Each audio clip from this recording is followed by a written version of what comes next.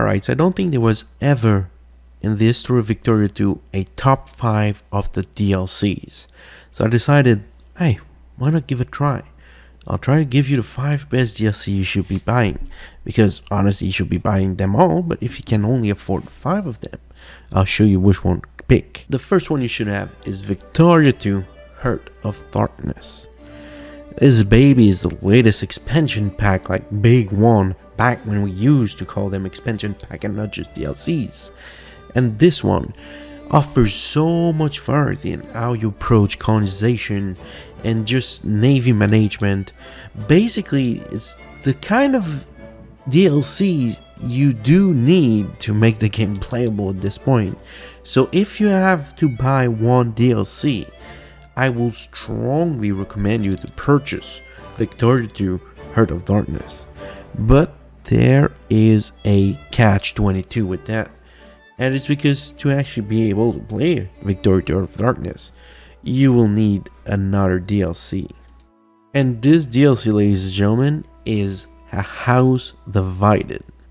A House Divided added the Civil War start date, which allowed you to start in 1861, where the Union and Confederation of the Americas decide to go on an all-out war to something about slavery or whatever.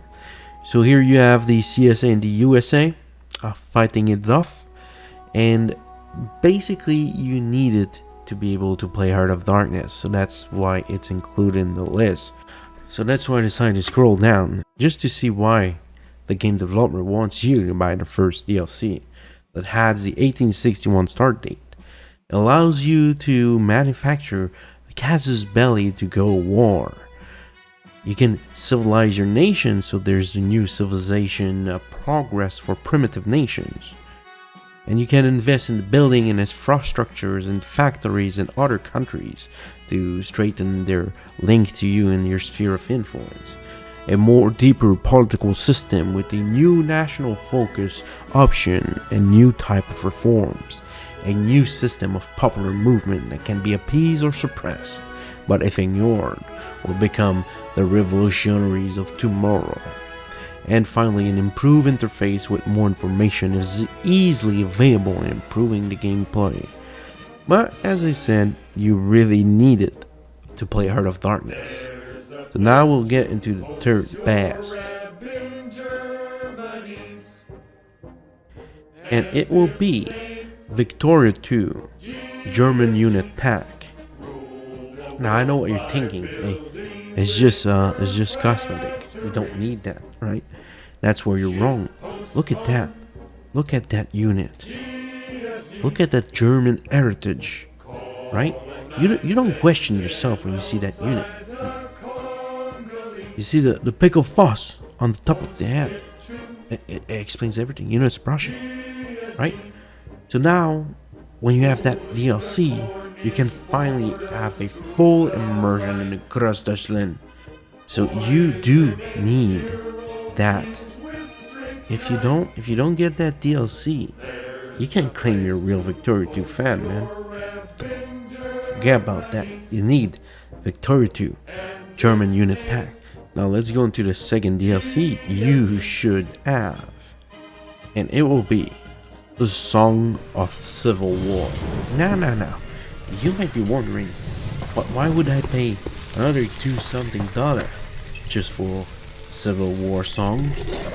And it's because if you're just like me, you'll eventually play, record, stream the game, whatever, and that DLC is always kicking when you have it turned on, so you're gonna get a fat, nice copyright claim on your video just because whoever sung the song 150 years ago about slavery should deserve a full compensation of your video.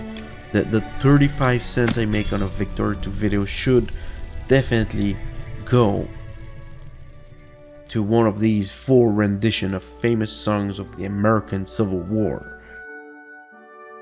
But yeah, actually, when you start in the 1861 start date that you receive for free with the purchase of A House Divided, and it fits the mood greatly, so you should definitely get that. And now, ladies and gentlemen, this will be the single freaking DLC you need, right? So if we look at the list, there's like, oh my god, how many Sprite packs? What is that? Is that like a Dwarf Fortress setup with all these Sprite pack? But no, we want more and only more. We don't care about the infantry. We don't care about cavalry. We don't care about the artillery. We need Victoria 2 Interwar Plane Sprite pack. Now hold up.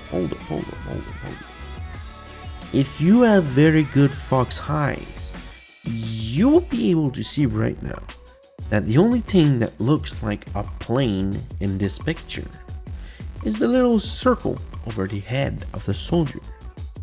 And you would be absolutely right, because that's what this DLC is. It's not actually modifying or showing you like interwar plane models. No. If you have an army that is composed entirely of plane, and I sure don't know how they did it in 1870, I guess there was some cheating involved there, but you would receive this Sprite pack. Now it does show you clearly that it is a plane overhead, so you know it is an army filled to the brim with expensive planes ready to wage all-out war. And if you look at the Sprite, you realize you're not paying for a plane model here. Hey, no, we ain't playing DCS tonight, boys. We're playing Victoria 2.